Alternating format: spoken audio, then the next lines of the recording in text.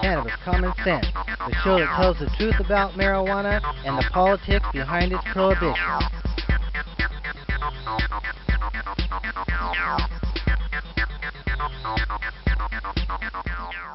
We're back now with a move that is certain to sharpen the debate over legalizing marijuana in this country. Today, the New York Times became the largest newspaper to endorse decriminalizing pot at the federal level. It comes as many states have moved on their own in varying degrees. We get more tonight from NBC's Kristen Welker. All across the country, people are using pot with fewer legal consequences. Colorado and Washington becoming the first two states to legalize marijuana for recreational purposes. And today, the New York Times said the country needs to go further. In a long editorial, the paper wrote, the federal government should repeal the ban on marijuana.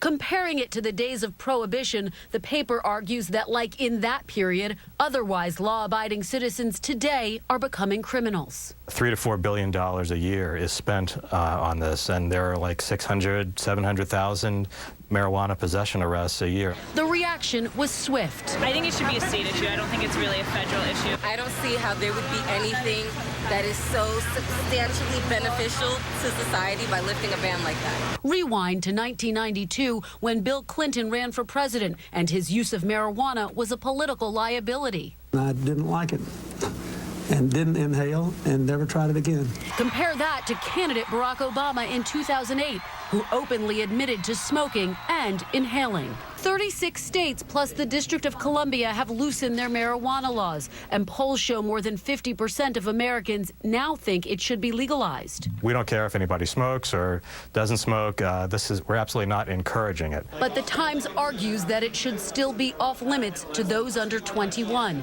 In an interview for Meet the Press, former Congressman Patrick Kennedy, who has admitted to battling drug addiction, said legalizing marijuana is a slippery slope. It ultimately will set up a marketplace for the commercialization. And with the commercialization, you're going to have a marketing campaign targeting kids. A concern shared by some other parents. We do not know the outcome, except that the best evidence is that you lose, if you use marijuana as a teenager regularly, 8 IQ points. And I don't know about the rest of the table, but I don't have 8 to lose. The Times noted there is still some debate about the health risks. President Obama has said he thinks marijuana is no more dangerous than alcohol, but he has not expressed support for legalizing it at the federal level. Meanwhile, 2 more states, Alaska and Oregon, will decide whether to allow marijuana for recreational purposes later this year. Lester. All right, Kristen, thanks. We've been putting up with people going to jails and prisons for 1, 2, 10, 5, 20 years for marijuana. It's got to end. It's an outrage. It's an injustice. We are not a threat. We're Americans. We're peaceful. We're nonviolent. And you know what's happening today at Seattle Hemp Fest? The police are handing out bags of Doritos. We're winning! We are winning this war on us. And we might be living in this oasis called Seattle, but somebody, while Hemp Fest is going on, somebody's life changed today. Somebody had that cop car behind their car today, somewhere in America. They had their doors kicked in today, somewhere in America. They had the handcuffs go on today, somewhere in America. Their life will never be different. Their family might be broken up. They might lose their marriage. They might lose their home. They might have their kids taken away. They might be put in jails and prisons like a common criminal, when all they've done is kick back and enjoy some music and watch some tunes and watch the TV and hang out and feel good and relaxed, while other people smoke cigarettes into the cancer wards and drink alcohol into the detox center. No one's ever died in 5,000 years of smoking marijuana. No one's ever overdosed. No one's ever had a toxic reaction. No one's ever had DTs. No one's ever had their brain fried or their liver destroyed. No one's ever gotten lung cancer from marijuana, despite the lies. Despite the lies. And we're winning. It's so beautiful to see this beautiful community and culture here for the first time able to celebrate a serious win. Measure 64 in Colorado, I-502 in Washington State. Ground-breaking, potentially game-changing events. All of our lives we lived under this meme, this prevailing myth that marijuana prohibition is an iron curtain. It's here to stay. There's nothing you can do about it. It's never going away. Well, we've just blown that right out of the water. We know that's not true. We know that prohibition is more like a brick wall. and we took a few bricks out. You take another couple bricks out and the right couple bricks out, the whole thing is going to come tumbling down. It's not about if it's going to happen. Now it's about when it's going to happen, because we're going to win this thing. And if we have to come back and do another 100 Seattle Hemp Fest, if our great-grandchildren have to do this and bear this weight and this load and this responsibility, this stress and anxiety to throw a Seattle Hemp Fest into Urban Center in one of the most beautiful series of parks, right on the Puget Sound, in one of the gems, right in view of the Space Needle, if we've got to continue to do this, whatever it takes necessary to win our freedom and our equality and our justice, we're going to do it. And it just feels so good to be able to stand up here with all of these great speakers and activists and performers, bands and DJs, vendors and sponsors and volunteers, and this incredible, beautiful audience that's kept Hemp Fest violence-free for 21 years. So beautiful. Such a beautiful statement of unity and community, of power. You know, Hempfest is an act of love for all of us volunteers, because we love this crowd and this community so much. It's a leap of faith every year, praying nothing goes wrong. Nobody jaywalks and gets hit by a car, or nobody falls on the rocks or drowns in the water, or walks across the railroad tracks and gets hurt. The last thing we want is for anybody to get hurt at Seattle Hemp Fest. So thanks for keeping it irie, being responsible, keeping yourself safe. Stay hydrated. High and hydrated.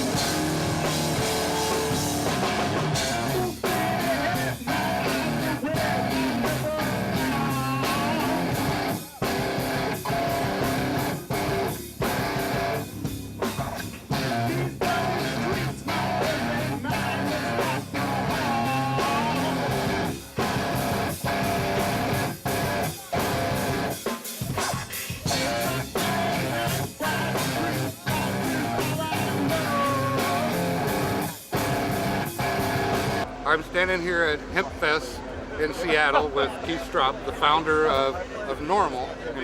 And thank you for that. And what do you think of this event? It's my favorite event of the year. I travel around and do a number of these kinds of things, but there's nothing on the scale of the Seattle Hemp Fest other than the Seattle Hemp Fest. So for those who haven't seen it, it is incredibly empowering. And I think 12, 13 years now I've been coming in. I find it fascinating, and I think people in other parts of the country are beginning to pick up on that same phenomena. And the Boston Freedom Fest is coming up in the month, and that's a wonderful thing on the Boston Common with all the history associated with that. And in the Portland Hemp Sock, and that's about the middle of next month as well. I was there last year. So 12th and 13th of September. 12th and 13th of September. If you're in the region at all and you identify with marijuana smokers or marijuana smoking, for Christ's sake, come to this thing. You will find lots of people that are like-minded individuals like you. And as I say, you'll feel empowered by it.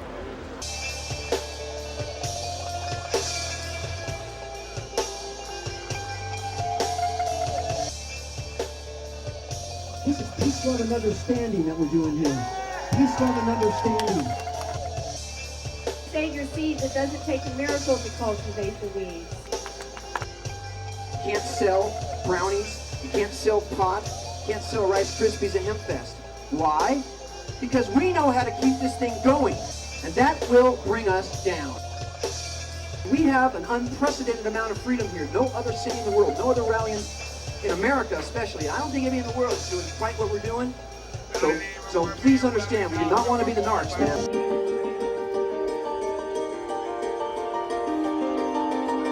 We arrested our 420 millionth American on marijuana charges. Are you ready for 420? In the midsummer, the state of California determined that it would be missing $1.4 billion in taxes if we didn't legalize it in California. Probably 10 times that many nationally. We've helped almost 100,000 people in 8 states, get a medical marijuana permit. So that means they can legally possess, use, and grow medical marijuana. Medical marijuana is a great step forward, but it's not the end. What we need to do is end adult marijuana prohibition, restore industrial hemp, and help medical marijuana patients. The man who started it all, Jack Miller.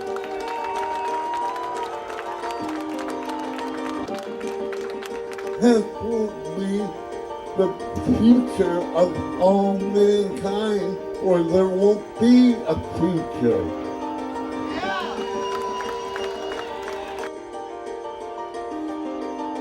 Doesn't matter if you're a Democrat or a Republican, we're going to legalize marijuana no matter what happens in 10 years, because when 60% of the American public wants something, they're going to get it. Contact your legislators. Tell them end marijuana prohibition. It's time to tax and regulate it. The more letters they get like that, the sooner the day will arrive. We're going to legalize marijuana!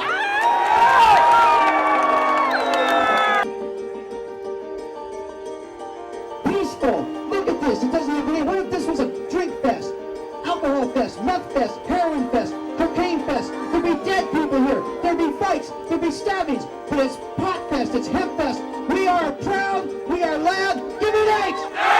E-M-P. What do we want? I freaking love Hempfest. Hempfest is the shit. Hempfest is badass. Go Hempfest!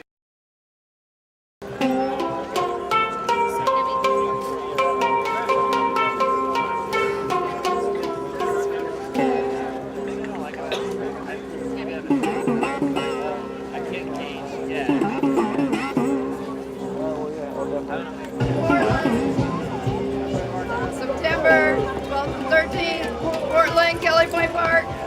Yay, please come. Everybody's welcome.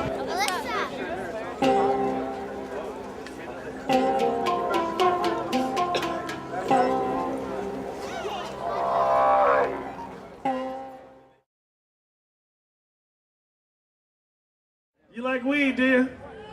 Make some noise, you like marijuana. Hell yeah. I'll roll a joint left-handed on a ski lift wearing gloves in a blizzard at night. You feel me?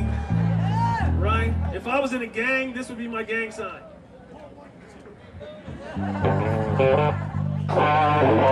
Who you roll with? Oh, I roll with everybody, dog. I'm not afraid. I haven't had a fight since 10th grade. Why would I fight you? I'm kind of funny. I got some weed. We can negotiate.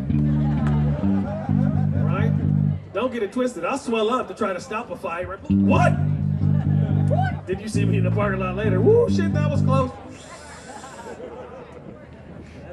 Marijuana has taught me a lot of things. It's made me a better cook, right? Because I don't have any money, but I smoke a lot of weed. I will invent shit to eat, you feel me? If we got Bisquick and peanut butter, we got peanut butter rolls coming in 10 to 12 minutes. I looked in the pantry one time, we had marshmallows, margarine, and top ramen. I'm making ramen treats. Ramen, they were hella good too. I know y'all know what top ramen is. It's a room full of stoners, man. Sometimes you get a crowd they don't know. I had to break it down to a crowd one time. I was like, well, y'all know cup of noodles, right? Uh-huh. Well, I can't afford a fucking cup. I'm just trying to get old noodles. I know some of you want to laugh harder, but that second brownie just kicked in. That's the challenge with the marijuana food. You can't always time it. Can't always time your drugs, man. I'm not the only one here ever woken up sweaty and confused on an airplane. Where are you taking me? I gotta be careful. I love weed. You like marijuana? People say to me, I do comedy at a lot of clubs around the country, and they're like, hey, you talk a lot about weed. And I'm like, shit, Eskimos talk a lot about snow. Talk about what you know, right? Eskimos got 40 different words for snow. There's at least that many different words for weed. You can make up words. As long as you use the verb twist or roll, you can say whatever you want. Hey, twist up a scuffdiffler. You know exactly what I'm talking about. You getting high as hell, damn near telepathic. I'm just glad you guys all made it outside, man, because I know you smoke a lot of weed. It's hard to leave a house. It takes 3 to 5 tries. I've been to many events with thousands of people, and I have never seen such a community in my life. And I thank you for that. I thank you for that. Oh, I'm going to pass it down so you don't get the whole bag. I see you're thinking something about what's in this bag, and I know what's on your mind.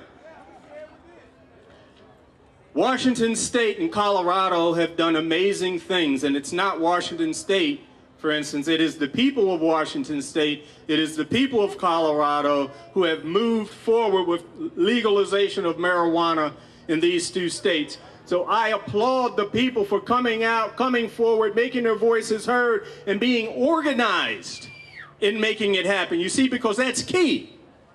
You have to be organized if you want to get something done.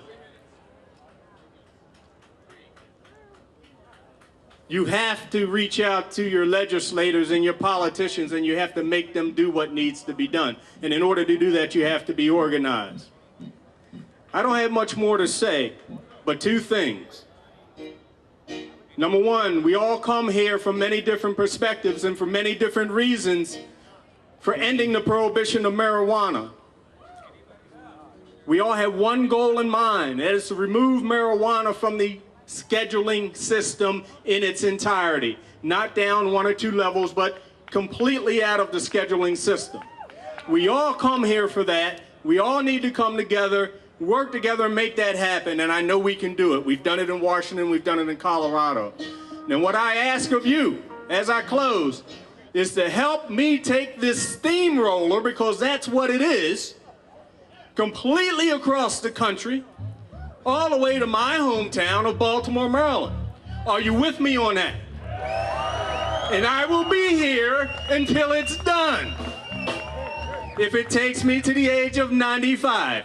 But I don't think that will happen. Thank you, folks. Thanks for being here. I appreciate you, each and every one of you. Thank you. Thank you so much. Thank you, Major Neil Frankfurt from Law Enforcement Against Prohibition.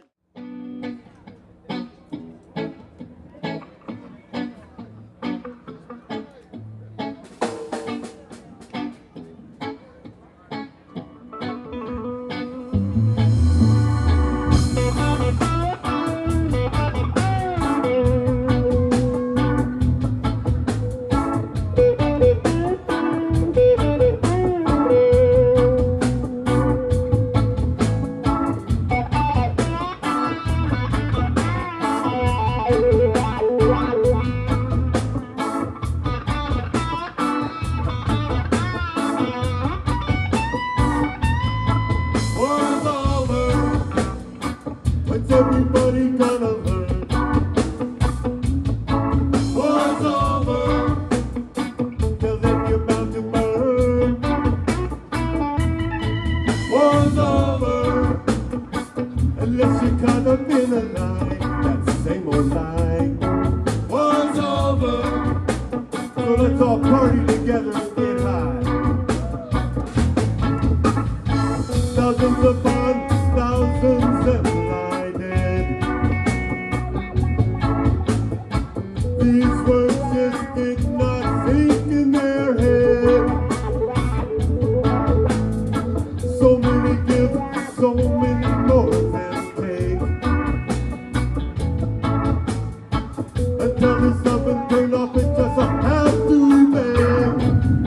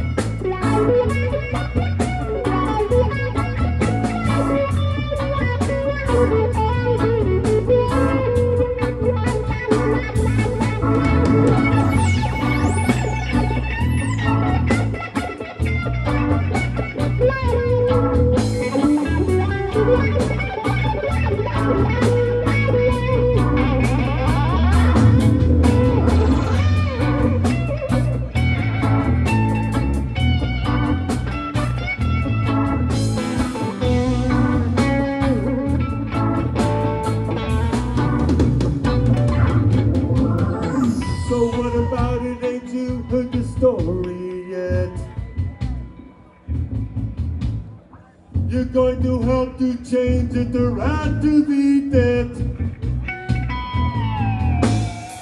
I'm getting wicked concerned and it ain't no lie, no lie. We come together sooner, we all bound to die.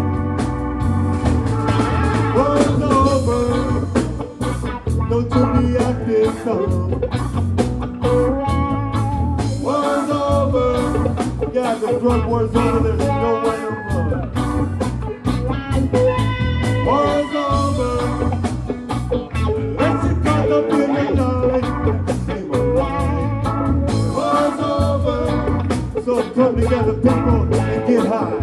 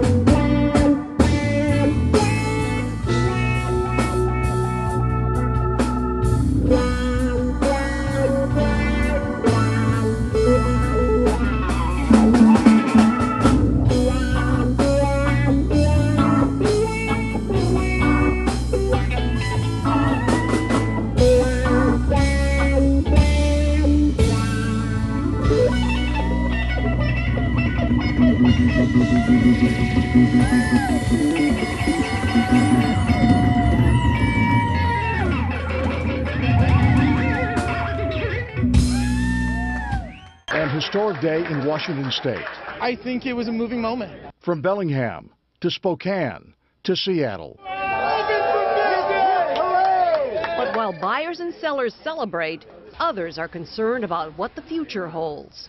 I think that people are going to start learning that it is a drug, and they're going to realize that it's causing problems. We have coverage from all across the state tonight. We begin with King 5's Eric Wilkinson, who was there when the doors opened at Seattle's first pot store. Eric. All right, Cannabis City here. You can see people are still streaming inside. They're checking IDs at the door, and you can see the line still moving around the block here. About 500 people so far are coming out here today to be part of Green Day's arrival in Seattle. 5, 4, 3. It's the moment Washington weed lovers It's have been waiting for. And oddly enough, the pot shop was late. A computer glitch with the store's tax tracking system delayed the historic opening by about 15 minutes, but once the doors did open, get in the candy store. It was party time. God grew it, so we'll do it. Many never thought they'd see the day when pot would be legal, let alone a state senator openly buying some.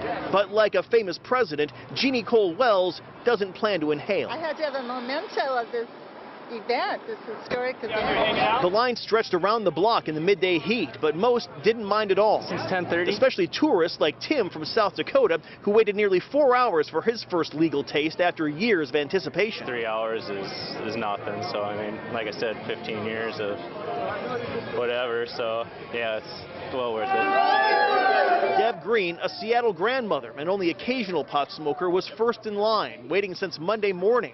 She bought 2 packages, one to smoke and the other to hold on for posterity. Stop. She emerged from the store a local celebrity, the First Lady of Seattle marijuana, and happy to take her place in the greening of America. But it is. It's a wonderful feeling. I can't wait to go home and smoke at my own and enjoy it. And I hope you all get your opportunities as well. Plenty of people taking that opportunity tonight. The reason it's taking so long for people to get in here and get their pot today is because they're being very, very tight with security, being very tight with checking IDs and such. About 500 people have come here so far. We've probably got another 100 to 200 waiting. In terms of pot shortages that we've heard of, that's not the case here. We say that we were told that they brought in about 10 pounds, maybe 11 this morning. They still have plenty. They'll be open up until 10 o'clock tonight and open for business as usual tomorrow morning at 9. For now, reporting live in Seattle's Soto District, Eric Wilkinson, King 5 News. So I got this crazy idea that we should replace all the GMO. Haven't you guys ever driven across the country and seen all those GMO, like corn, GMO soy? Some of y'all probably don't even know that that's actually going in all of our food and it's completely poisonous. And there we go. Now we got to do something about all that. So I have this crazy idea that we're gonna like replace all those cornfields that are all going to feed cattle all over the world and they're poisonous. We should replace it with hemp. What do you think?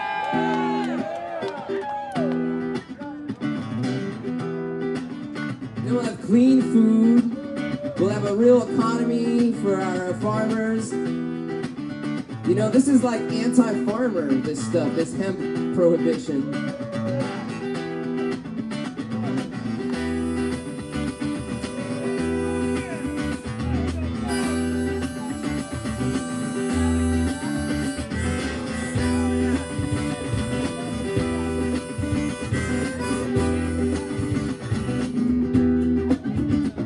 Clean food, clean seeds, healthy babies, healthy bodies. Clean food, clean seeds, healthy babies, healthy bodies, healthy bodies, healthy bodies, healthy bodies, healthy bodies. I'm not an experiment, not here for corporate pleasure. We got some work to do to have clean food and clean water. We're looking out for the children, for the world that we will leave them. And everybody's got a right to know if their food is a GMO. Clean food, clean seeds, healthy babies, healthy bodies. Sing it with me, y'all. Clean food, clean seeds, healthy babies, healthy bodies, healthy bodies, healthy bodies, healthy bodies, healthy bodies.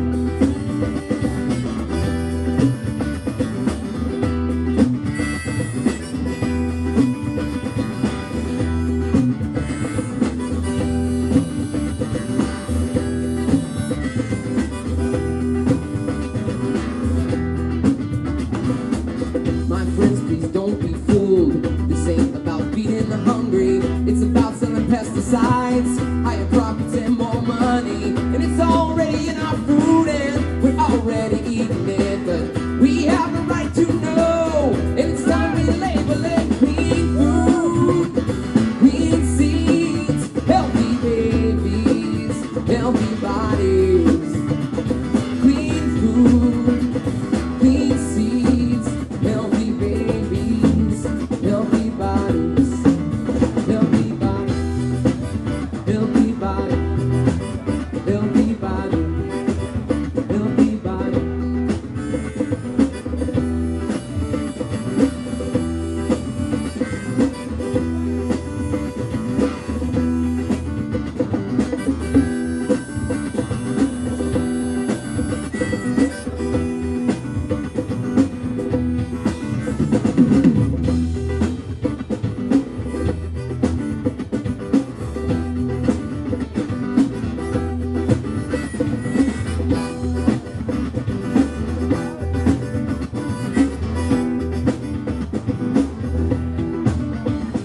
Clean food, clean seeds, healthy babies, healthy bodies. Replace the GMO with hemp. Clean food, clean seeds, healthy babies, healthy bodies, healthy bodies, healthy babies, healthy bodies, healthy babies, healthy bodies. Healthy baby, Monsanto, go away.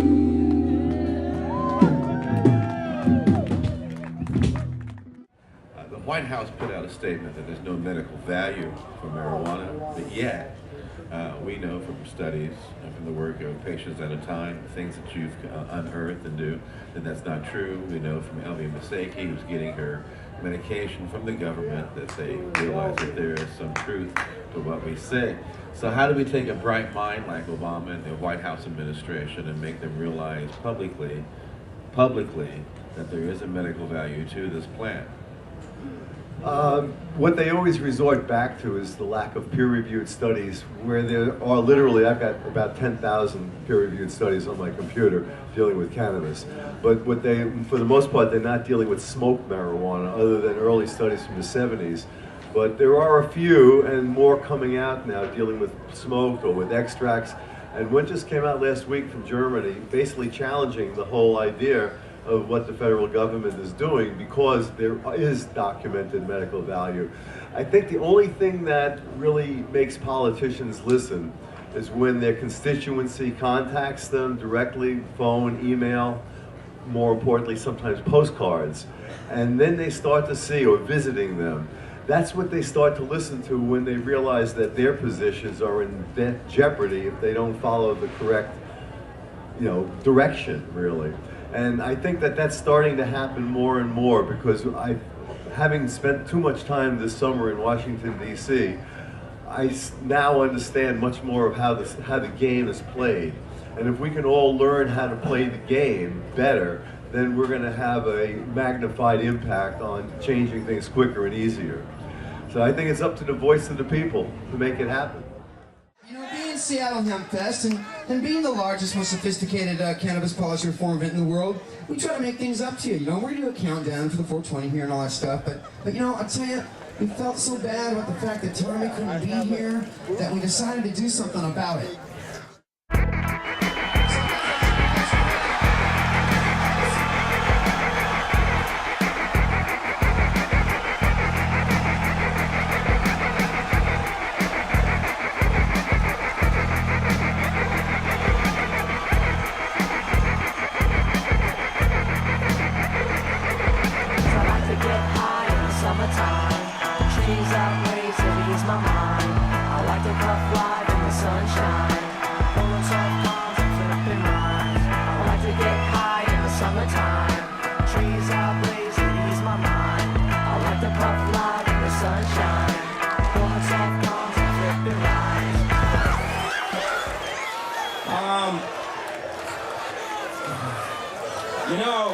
There's been this rumor floating around, and I'm going to address it right now. I got to tell you people that I decided to quit smoking. And then I realized, hey, I'm not a quitter.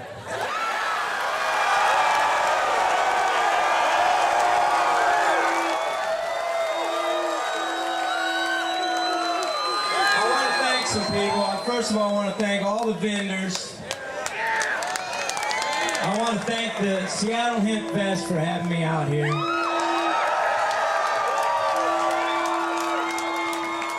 I want to thank all these volunteers who work so hard for no money.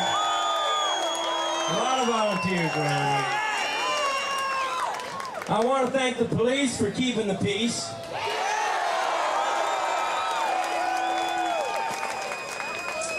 I want to thank some people who don't get a lot of credit and really deserve it. I want to thank those people walking around here selling magic cookies, brownies.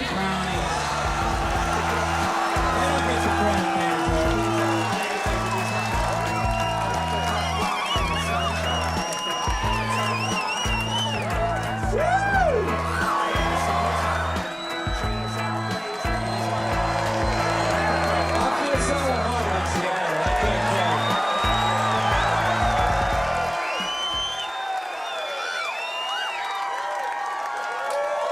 You guys are definitely the most energized pot smokers I've ever run across.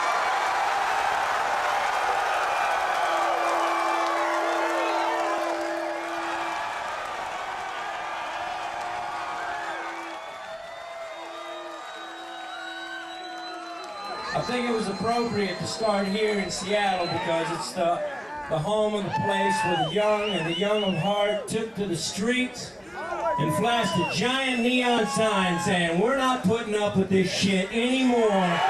WTO, go home. Find an island." It's because there's an amazing propaganda machine in this country. Don't you think? I mean, it's a propaganda machine that makes us actually believe that we live in a democracy when we know we don't live in a democracy. I mean, it's a propaganda machine that talks about us living in a free country when we know we're not living in a free country. You're free to do whatever you want to do as long as it doesn't go against what the government wants you to do. So how are we going to turn that around?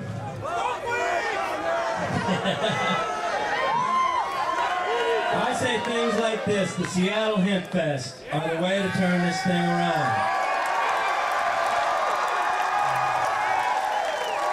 Every one of you people who showed up here today, you're making a statement, and I'm damn proud of you. And you know what I have to say?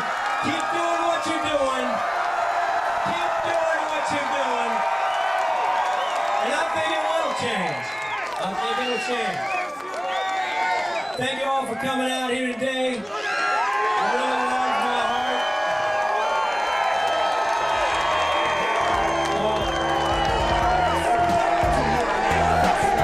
Say your name with one breath left.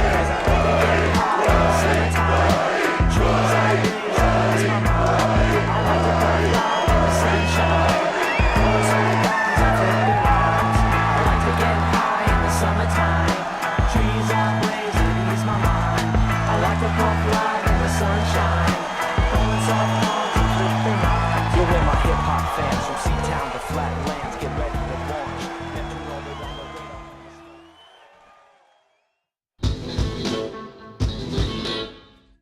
Give me an H. Give me an E.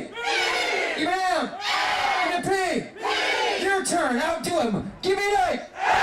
Give me an E. Give me an M. Give me a P. Ladies and gentlemen, I present to you the house band of Seattle Hemp Fest, the incredible Herbivores.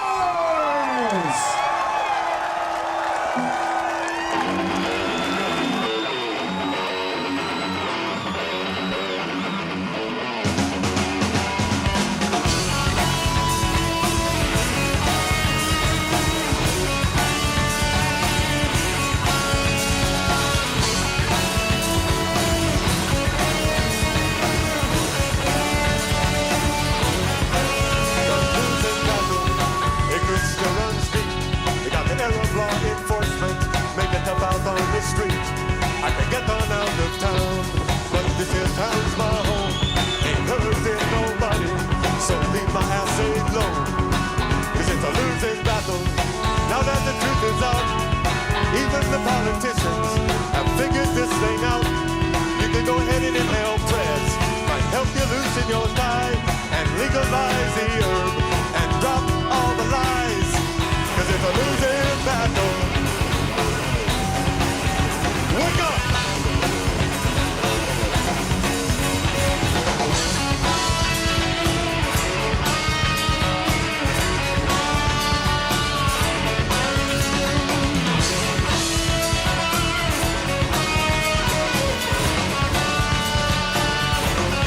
Every struggle for freedom, they'll put us to the test. So it's time to exercise our rights and put on a hemp fest. And we'll educate the youth. Soon will rule the land, but it's just a matter of time, and it's time to take a stand. 'Cause it's a losing battle, one that money can't win. Been going on for years, just keeps right on going. Like a Cold War with the commies, prohibition and the like. You can throw us all in prison, but you cannot win the fight. 'Cause it's a losing battle.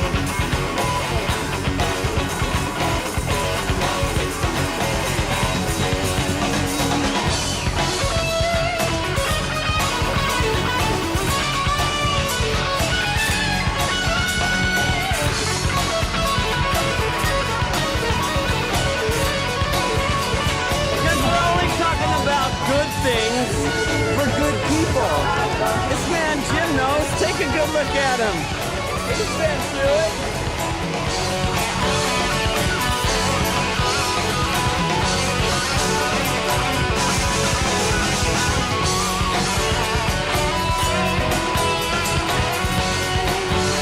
This is Vivian McPeak at Seattle Hemp Fest here in Myrtle Edwards Park. I'm with THC TV and Seattle Hemp Fest, and We just had Woody Harrelson speak. He's enjoying some munchies now, some refreshments. We've got the herbivores, our house band playing. We've got so many people out there, I don't know how to count them. Hey, Mr. Politician, time to wake up.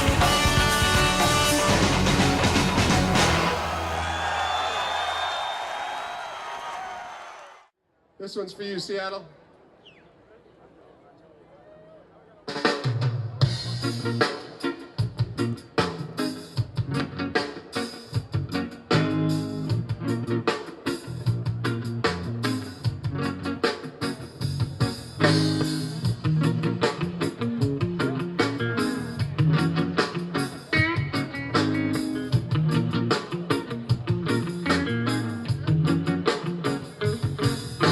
I smoke 2 joints in the morning.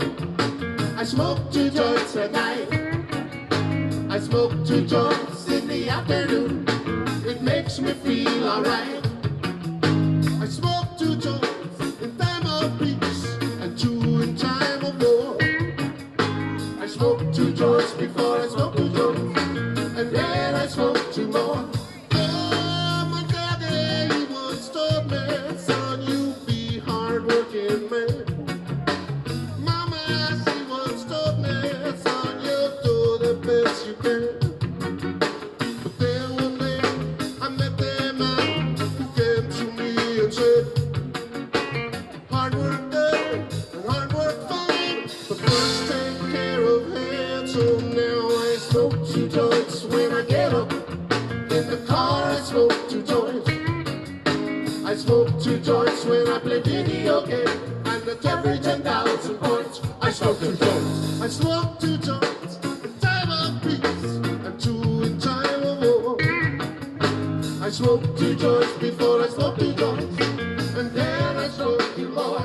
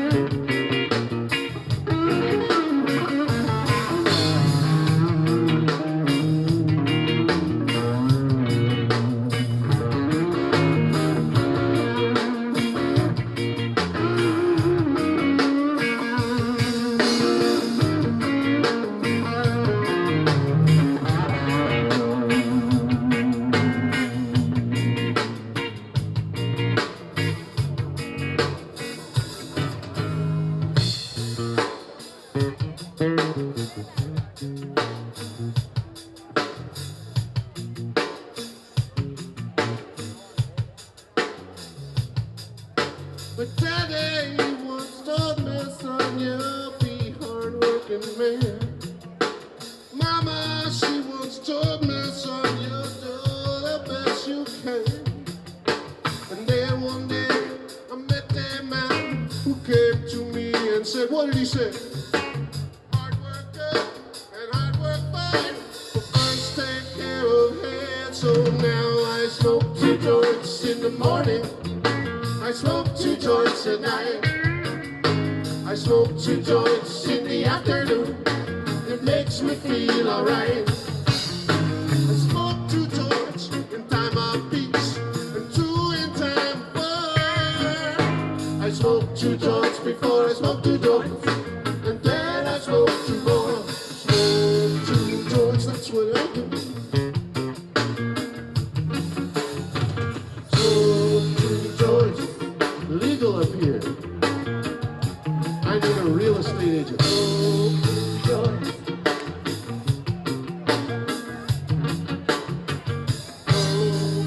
Oh, come and smoke 2 joints with me in the morning. Oh, come and smoke 2 joints with me in the afternoon. Yeah. Oh, joints. I smoke 2 joints. That's what I do. Smoke 2 joints. Our next speaker is not only the presenting sponsor of Seattle Hemp Fest this year. That's that huge banner, THCF Medical Clinic up there. Not only the presenting sponsor of Seattle Hemp Fest just presented us with a check for $25,000, but he's a sponsor of me. Driving back from Oregon Country Fair last year, about 4 in the morning, I fell asleep at the wheel and I totaled my Explorer. I survived, obviously, and our next sponsor gave me that 2004 Pathfinder that's sitting over there right there. Otherwise, Vivian's so broke. I'm an activist, man. I'm so broke I didn't even have the money to buy a car. Paul Stanford of the THC Foundation, my good brother, man. Thank you for keeping me rolling, because I know you and I have rolled many together. Give it up to Paul Stanford. And we'll roll some more. Hey, you know, I want to give a big thank you to all of you folks for being here. A big thank you, because, you know, we got to come out of the closet and demand our freedom. We have been put down too long. You know, marijuana prohibition isn't about marijuana. It's not about drugs. That's a smokescreen. That's the story. What marijuana prohibition's really about is power and petrochemicals and the continued centralization of economic and political control. So our job is to speak truth to power, and that's what we are here to do. I also want to thank all of those patients out there, because it's only because of you patients coming to our clinics and supporting us that we have the wherewithal to support this and to support the cause. You know, marijuana to me is the Creator's greatest gift to humanity. I believe that marijuana is the plant that produces more fuel, more fiber, more food, and more medicine than any other plant on this planet. If you go back, all archaeologists agree that marijuana, hemp, was the first crop purposely sown by humans. It was definitely among the first crops, and there's some evidence in Central Asia that cannabis cultivation went back 40,000 years into the past. Could well have been the main reason that our ancestors came out of the hunter-gatherer way of life and started to grow crops so they could have their stash. And we still need our stash today. You know, about 75 years ago, the industries that were affected, the petrochemical, wood-based paper, the cotton barons of the South, they realized that hemp was going to displace their economic sustenance. So they came up with the lies that they presented to us as reefer madness, saying that marijuana causes us to go crazy and kill our family and friends. That was the lie they sold to us. We all know that's not true. 20 years of Hemp Fest and there hasn't been any violence. So there's an initiative down here in Washington State. There's a couple of them. Support all of them. Support it. Get out there and get some signatures. And if you can't get signatures, give them money, because every dollar you give them is a signature that you didn't go out and get. Every hour you volunteer to help them is $10 they don't have to spend. It comes right down to you and me. So I want to once again thank all you folks for coming out here. I'm proud that we can help and help us restore hemp. Gatewood Galbraith, come on up here, my brother, man, all the way from Kentucky. To tell you some truth, this guy's been doing this longer than Hemp Fest has been doing this. Give him some warm love. Thank you very much, friend. Hey, thank you all. Listen, I hope you all remember that the theme of this Hemp Fest is "This One's for You, Jack." This one is for Jack Hare. For a lot of you young folks out there, if it wasn't for Jack Hare, you wouldn't be here at this Hemp Fest, because there wouldn't be a Hemp Fest. Jack Hare is responsible for it. I'm going to take a couple of minutes to pay tribute to my friend Jack Hare, who passed this past several months ago. Here's my tribute to him. Jack Hare is a social and philosophical tsunami. the ripples from whose splash will forever grace the shores of human consciousness in every freedom-loving nation. He is the grand champion of we the people, and the natural cycle in our battle with the synthetic subversion which threatens the very concept of the sovereignty of each human individual. Jack's tireless efforts to eliminate the facts about cannabis have furnished freedom fighters everywhere with the tools of knowledge with which to resist the fascism of the corporate state as it seeks to subject everyone to its economic bottom line. Jack recognized that cannabis is a gateway to existentialism, which enlightens our existence and is the basis of our freedom of choice. He also recognized the miraculous healing powers of this herb, and many sick and dying people have found comfort in its use after reading his wonderful manifesto, The Emperor Wears No Clothes. I am one of them. Jack Hare's grand spirit may have left his worn-out body, but he has entered into the hearts and minds of millions of us who will forever be grateful to have been educated by his commitment to the truth. God bless you, Jack Hare. The message that Jack and I have is that your younger generation are open to perils to which he and I never had to conceive. That there is a great move afoot to take you out of the property of sovereign human beings and put you into the property of the man. The man. The petrochemical, pharmaceutical, military, industrial, transnational, corporate, fascist, elite son of a bitches. Who see the Constitution and the Bill of Rights as impediments to the implementation of their New World Order and global economy. And they are not warm and fuzzy about you or me or our children or grandchildren.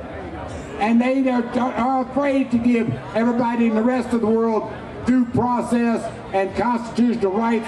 So in order to make it one world, they're going to take ours away. And the question of the question of cannabis is the most vivid illustration of how this government has overstepped its bounds in policing the private behavior of citizens. When they told us we couldn't plant a hemp seed in the ground, they severed us from the natural cycle. That is what they seek to do. I call it the synthetic subversion, where they want to replace all the natural products on earth that used to be grown out of God's earth and God's seed, and replace them with synthetic products and knocked our farmer out of the agrarian society and the agrarian market and made the ghost towns of our small cities and villages across this country. We need to rediscover a cash crop, one that will allow our farmers to go back to the land, one that will allow our farmers to compete with the petrochemical pipelines. You plant U.S. 7% agricultural land in hemp, you will have to import another drop of oil. We can replace the spills in the Gulf. We can replace the environmental catastrophe that the petroleum pipelines have cast upon Mother Earth, and instead let our farmers grow hemp as a fuel crop. In 1991, Willie Nelson and I poured hemp oil into my Mercedes diesel and drove it across Kentucky in my bid for governor. That's why he started his biofuel plant. Listen, folks, you all have been handed a torch. Jack Hare, bless his soul, passed away. I'm getting old up here. You know, we cannot carry this ball much longer. You have to become educated. You have to learn the truth. You have to reach out there and grab the responsibility of maintaining your freedom. Every generation must re-win its own freedoms. And those very sacrifices, right up to the very last second I've been talking to you, made on your behalf, cannot continue anymore. What really counts is your all's commitment to what sacrifices you're willing to make in the future to maintain your freedom. And it's right there in front of you. I encourage you to learn the law. I encourage you to learn the political process. I encourage you to reach out there and take responsibility for your own freedom. Live your life like a warrior. God bless you all. Thanks for having me out here in Seattle. Wow, so, already. Yep, all time. Right. Anyway, thanks for calling. Thank you. You're very welcome. Sorry we didn't get to that last caller. our last caller or two, but we're down to just about a minute and a half left. You want to say anything here, Casper? Yes, timeforhemp.com. Go to it. It's now 24 hours a day, 7 days a week. We've been on encore presentations this past 7 days as we reformat from a live broadcasting network to a live streaming broadcasting network. And because of that, we're able to give you content around the clock. Make it a point to share us with your friends. And support this initiative here in the state of Oregon. If you're not in Oregon, work on changing or improving the laws wherever you are. Find out more at our website at hemp.org. We have 40 news stories we put up there every week. We're going to go out with another great song by Mr. John Cornett, who's standing by here in the wings. We thank you for watching. Tune in next week and help us restore hemp. The bombs and tanks and riot gas can't keep you from smoking grass. Listen to me, brother, I'll tell you true. Marijuana is good for you. Oh yeah, marijuana is good for you. It's so nice to be stoned. It's so nice to be stoned. It's so nice to be stoned. Gonna sing it from the rooftop, yeah. It's so nice to be stoned. It's so nice to be stoned. So nice, so nice. It's so nice